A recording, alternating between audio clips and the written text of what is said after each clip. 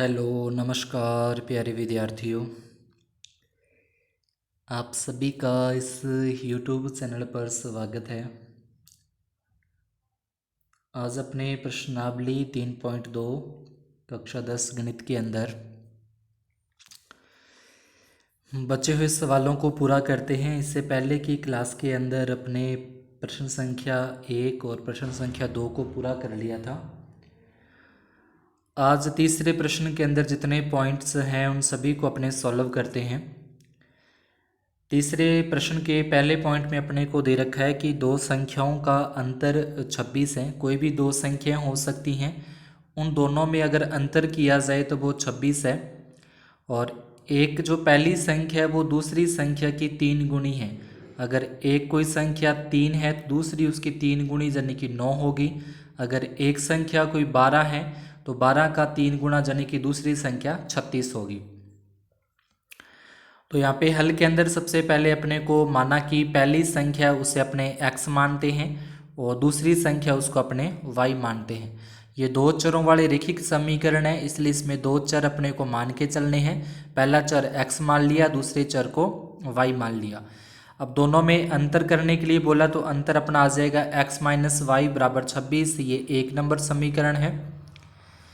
इसके बाद दूसरी शर्त इसने रखी है कि एक संख्या दूसरी की 3 गुणी है। तो एक संख्या अपनी x, दूसरी संख्या y और y उसका क्या कर दिया, 3 गुना कर दिया। अगर एक संख्या x है, दूसरी संख्या उसके 3 गुणी मतलब 3x हो जाएगा। तो यहाँ से जो x का मान आप ये देख रहे हो 3y, x बराबर अपने पास 3y आ रहा है। ये x का मान 3y, इसमें 1 नंबर समीकरण में x की जगह पे अपने 3y रख देंगे, क्योंकि x का जो मान है वो बराबर है 3y के। तो इसलिए x की जगह पे 1 रख देते हैं। तो x की जगह पे ये x का जो मान है 3y वो अपने यहाँ पे रख दिया, माइनस वाई बराबर 26। ये पहली 1 नंबर समीकरण बनी थी वो है अपनी, और उसमें x का 3y मान रख दिया। अब 3y में से 1y को अगर अपने माइनस करते हैं तो 2y बचते हैं बराबर में 26। 2 गुना वाले इसके बटे में आ जाएंगे, 26 में 2 का भाग देंगे तो यहाँ पे आता है 13 आता है। तो y का मान जो होगा वो 13 आ जाएगा, यानी कि जो एक संख्या अपनी मानी थी y, उसका जो उत्तर है वो 13 है। y का यह मान समीकरण 2 में रखने पर ऊपर अपने यहाँ पे ये समीकरण नंबर 2 ये बनाई है, इसमें y की जगह पे जो अपने मान निकाला है 13, वो y की जगह पे 13 रख देंगे और 13 का 3 के साथ गुणा कर देंगे। तो अपने पास x का जो उत्तर है वो आ जाएगा, यानी कि y का यह मान समीकरण 2 में रखने पर x बराबर 3 गुणा 13 बराबर 39। तो अतः दो संख्याएं क्या हो जाएंगी, 39 व 13 हैं। सेकंड पॉइंट के अंदर अपने को बोला है कि दो संपूरक कोणों में बड़ा कोण छोटे कोण से 18 डिग्री अधिक है। तो सबसे पहले तो अपने को पता होना चाहिए कि पूरक कोण और संपूरक कोण। पूरक कोण ऐसे दो कोण होते हैं जिनका योग 90 डिग्री होता है, और संपूरक कोण ऐसे दो कोणों का युग्म होता है जिनका योग 180 डिग्री आता है। तो यहाँ पे माना कि बड़ा कोण बराबर x डिग्री है, छोटा कोण बराबर y डिग्री। दोनों को अपने दो अलग अलग चर मान लिए, एक कोण x डिग्री मान लिया और दूसरा कोण y डिग्री मान लिया। दोनों संपूरक हैं, इसलिए x प्लस वाई बराबर 180 डिग्री। ये अपनी 1 नंबर समीकरण यहाँ से बनती है। दूसरी शर्त में बोला कि बड़ा कोण छोटे कोण से 18 डिग्री अधिक है, यानी कि दोनों कोणों के अंदर 18 डिग्री का यहाँ पे अंतर है। तो यहाँ पे लिख सकते हैं कि बड़ा कोण छोटे कोण से 18 डिग्री अधिक है, तो छोटा कोण अपने y माना। अधिक करने के लिए इसमें प्लस 18 कर दिए हैं, यानी कि x बराबर y प्लस 18, ये 2 नंबर समीकरण आ जाएगी। तो यहाँ से जो आप x का मान देख रहे हो कि x बराबर क्या आ रहा है, x बराबर अपने पास y प्लस 18 डिग्री आ रहा है। x का जो मान है, x जो उत्तर है वो y प्लस 18 डिग्री आ रहा है। ये x का जो मान है वो 1 नंबर समीकरण में x की जगह पे रख दिया जाएगा। तो x का यह मान समीकरण 1 में रखने पर ये 1 नंबर समीकरण यहाँ पे जो बनाई है वो सेम टू सेम यहाँ पे लिखी। अब इसमें x की जगह पे ये जो आप x दे रखे हो, इस x की जगह पे यहाँ से y प्लस 18 आ रहा है, x बराबर y प्लस 18 ये यहाँ पे रख दिया, प्लस में y का y और बराबर में 180 डिग्री।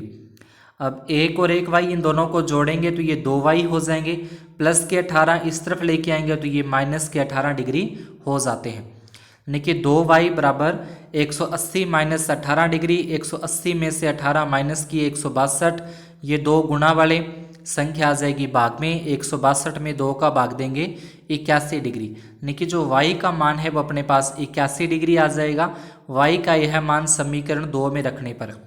तो इस साइड में अपनी ये समीकरण नंबर 2 थी, इस 2 नंबर समीकरण को यहाँ पे वापस लिखा और इसके अंदर जो y का मान आया है 81 डिग्री वो अपने रख दिया। 81 और 18 दोनों को प्लस करेंगे तो अपने पास आता है 99 डिग्री। अतः दो संपूरक कोण एक तो 81 डिग्री है और एक क्या है 99 डिग्री है। इसके बाद तीसरे पॉइंट के अंदर, तो तीसरे पॉइंट के अंदर अपने को बल्ले और गेंद के रूप में दे रखा है। जैसे माना कि एक बल्ले का मूल्य x रुपये है, एक गेंद का मूल्य y रुपये है, तो उसने क्या किया कि 7 बल्ले और 6 गेंदें खरीदी हैं, इसलिए 7x आ जाएगा, 6y बराबर में 3800, एक नंबर समीकरण यहाँ से। वापिस उसने फिर 3 बल्ले 5 गेंदें 1750 रुपये में खरीदे हैं, तो ये समीकरण आ जाएगी 3x प्लस 5y बराबर 1750। इन दोनों समीकरणों से अपने हल करना है प्रतिस्थापन विधि से। तो सबसे पहले समीकरण 1, जो समीकरण 1 यहाँ पे अपने बनाई 7x प्लस 6y, वो सेम टू सेम यहाँ पे प्लस का 6y इधर लेके जाएंगे तो ये माइनस का 6y हो जाएगा। कुछ इस रूप के अंदर अपने पास आ जाती है 7x बराबर 3800 माइनस 6y, और ये जो 7 गुणा में थे वो इसके बटे में आ जाएंगे, क्योंकि अपने को अकेला x चर ही रखना है। इसके साथ जो भी गुणा प्लस माइनस में है वो सारे के सारे पक्षांतरण करके उसका ट्रांसफ़र करके बराबर के दूसरी साइड में लेके जाना है, इक्वल के दूसरी साइड के अंदर लेके जाना है। तो प्लस का 6y था, माइनस का 6y लिखा, गुणा वाले 7 उसके भाग में आ गए। ये 3 नंबर समीकरण है। तो यहाँ से जो अपने पास x का मान आया है कि x बराबर 3800 माइनस 6y और बटे में 7, ये x का मान समीकरण 2 के अंदर अपने को x की जगह पे रख देना है। बाकी सेम टू सेम जैसा है वैसा का वैसे ही रखना है, सिर्फ x की जगह पे, सिर्फ x की जगह पे ये जो मान आप देख रहे हो 3800 माइनस 6y बटे 7, ये x की जगह पे रख देते हैं। तो इस तरीके से जब x की जगह पे इसको रखा तो 3 का 3 बाहर रखना ही है, बाकी सारा ये x का मान आ गया, प्लस में 5y और बराबर में 1750। 3 से, क्योंकि 7 से ये कटेगा नहीं, 3 और 7 आपस में नहीं कटते, 3 का गुना करेंगे इसके साथ भी, 3 का गुना करेंगे इसके साथ भी, देखिए 3 का 3800 के साथ गुना किया 11400, माइनस 3 का 6 से गुना किया 18y, प्लस में आगे जैसा था वैसा का वैसा ही लिख दिया। अब इस 1 के बटे में, इस 5y के बटे में 1 लगाएंगे, इसका लघुत्तम आ जाएगा 7, 7 लघुत्तम लेने के बाद ये तो सेम ही आ जाएगा 11400 माइनस 18y, और ये 7 का इसके साथ भी गुणा हो जाएगा, 7 5 35 और बराबर में 1750। अब ये जो बटे में 7 हैं, ये बटे वाले 7 जो हैं वो इसके गुणा में चले जाते हैं, भाग वाली संख्या चली जाएगी गुणा के अंदर। तो जब इसके साथ अपने गुणा करेंगे, गुणा करने पर 1750 को 7 के साथ गुणा करेंगे तो ये हो जाएगा 12250, और यहाँ से जो ये 11400 था वो इस तरफ लेके आए तो माइनस का हो गया। 35y में से 18y माइनस करेंगे तो यहाँ पे बचेंगे 17y बचेंगे, 35 में से 18 माइनस करने पर 17 ही आ जाएगा। 17 गुणा वाली संख्या है, गुणा वाले 17 इसके आ जाएंगे भाग में, क्योंकि 12250 में से 11400 माइनस किया तो 850 बचते हैं, और 17 इसके भाग में आ जाएंगे। 850 में 17 का भाग देने पर आता है 50, यानी कि जो y का उत्तर है वो अपने पास आ चुका है, 50 आ चुका है। अब ये y का मान समीकरण 3 जो अपने ऊपर बनाई थी उस 3 नंबर समीकरण के अंदर y का मान अपने रख देंगे। y का मान समीकरण 3 जो यहाँ पे बनाई है इसकी जगह पे 50 रखना है, बाकी कोई चेंज नहीं करना, जैसा है सेम टू सेम वैसा ही, सिर्फ y की जगह पे 50 अपने को रख देना है। और 50 रखने के बाद 50 का और 6 का गुणा हो जाएगा 300, 3800 में से 300 माइनस करेंगे 3500, बटे में 7 है इसका भाग देंगे तो x का मान आ जाएगा 50। अतः एक बल्ले का मूल्य 500 रुपये है और एक गेंद का मूल्य है वो 50 रुपये है।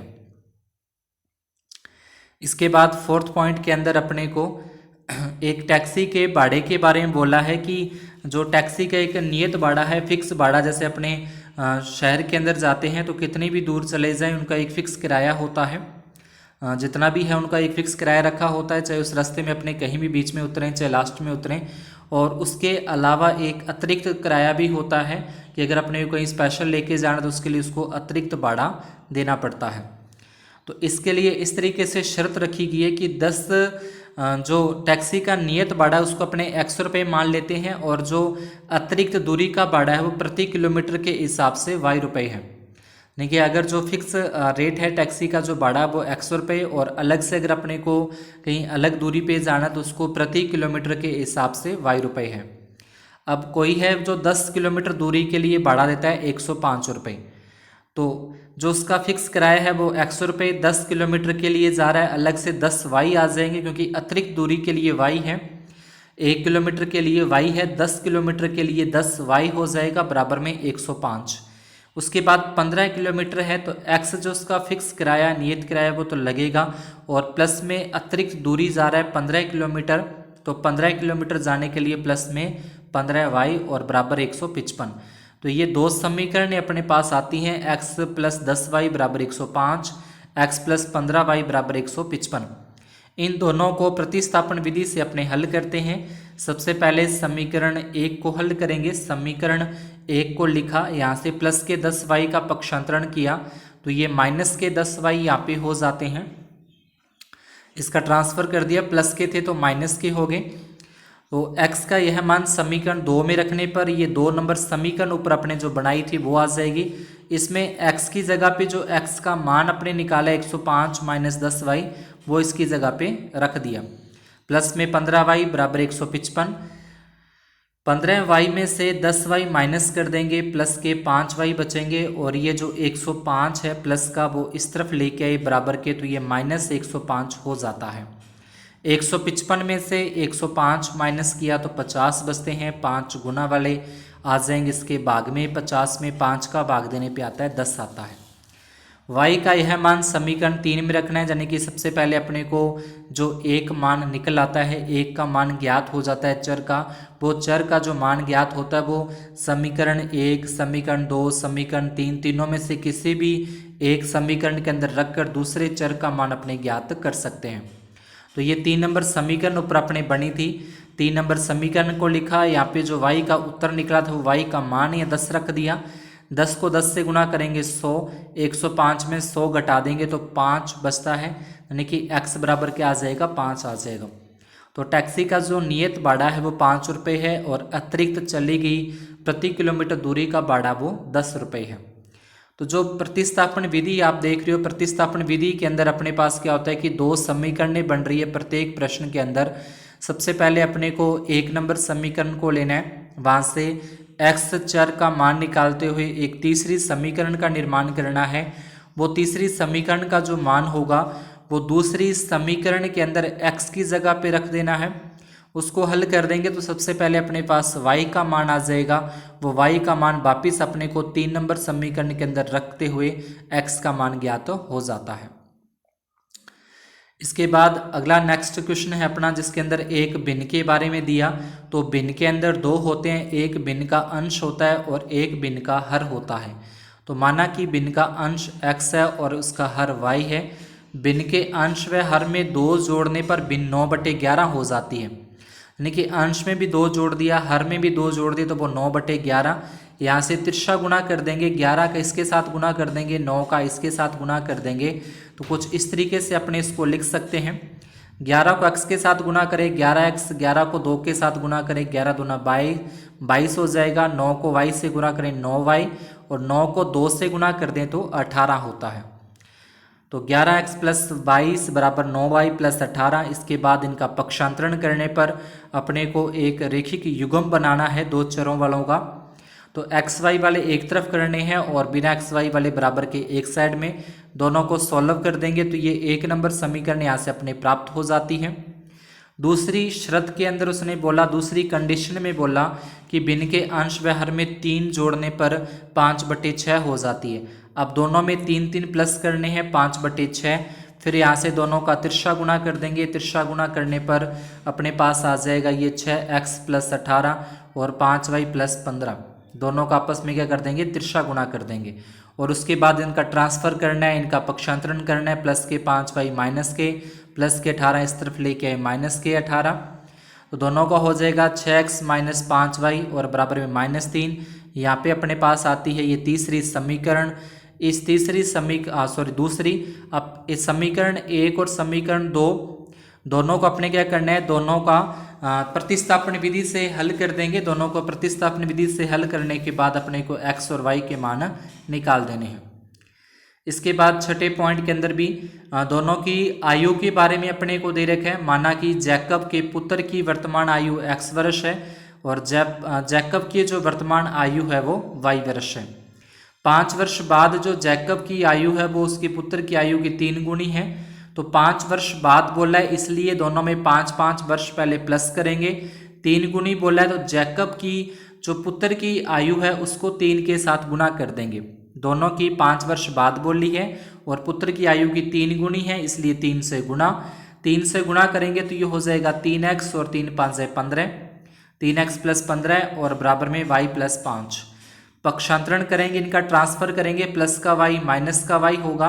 प्लस के 15 इस तरफ लेके आएंगे तो ये माइनस के 15 हो जाएंगे। तो यहाँ से 3x - y, 15 में से 5 घटाएंगे माइनस के 10।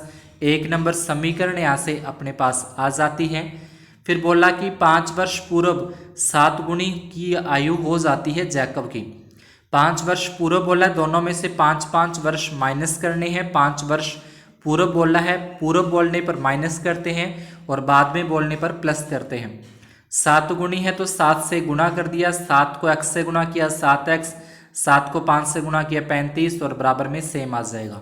प्लस का y इस तरफ लेके आ रहे हैं माइनस का y, माइनस का 35 है वो प्लस का 35 हो जाएगा। इसको सॉल्व करें तो 7x - y, 35 में से 5 माइनस कर देंगे 30, यहाँ से आ जाएगी 2 नंबर समीकरण अपने पास आ जाती है। अब समीकरण 1 और 2 को सॉल्व करते हैं प्रतिस्थापन विधि से। प्रतिस्थापन विधि से सॉल्व करते हैं इस तरीके से और उसके बाद समीकरण 3 प्राप्त होती है। समीकरण 3 के अंदर अपने जो x का मान है वो समीकरण 2 में रख देते हैं। सेम सभी प्रश्नों के अंदर सेम वही तरीका है जिस तरीके से अपने सारे सवाल किए हैं प्रतिस्थापन विधि से। इसको भी आपने इसी तरीके से खुद सॉल्व करना है। तो ये थी अपनी प्रश्नावली 3.2 के जो तीसरे प्रश्न के बचे हुए सभी पॉइंट थे। अगर आपको सवाल समझ में आए हो तो वीडियो को लाइक ज़रूर करें। अगर चैनल पर नए हो तो चैनल को सब्सक्राइब कर बेल आइकन को प्रेस कर ऑल पर सेट कर दें, ताकि जैसे कोई नेक्स्ट वीडियो अपलोड होता उसका नोटिफिकेशन आपको मिलता रहे।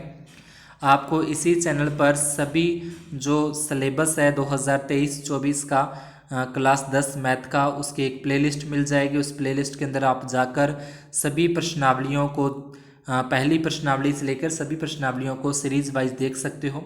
धन्यवाद, शुभ दिन।